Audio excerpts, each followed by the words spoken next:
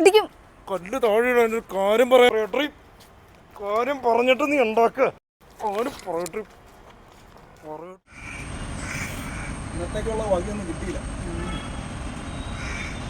ആരില്ലാ തോന്നുന്നു.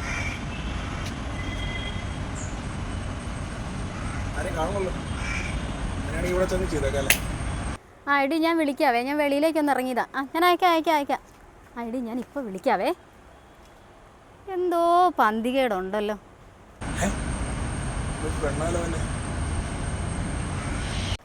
ഈശ്വരാ, കള്ളനാണോ എന്തോ. ഹലോ, ഒരു കാര്യം പറയാനുണ്ട്.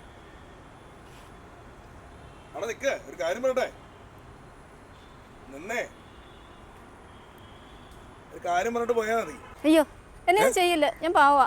എനിക്ക് കാര്യം പറയട്ടെ. വേണ്ട, എന്നോടൊന്നും പറയണ്ട, എനിക്ക് പാവാ. ഞാൻ കാര്യം പറയണം. ഒരു കാര്യം പറയണം. ഞാൻ ഇടിക്കും. ഇടിക്കാണ്, കല്ല് താഴെ ഇടിക്കും. കല്ല് താഴെ. കാര്യം പറയട്ടെ, കാര്യം പറഞ്ഞിട്ട് നീ ഉണ്ടാക്ക.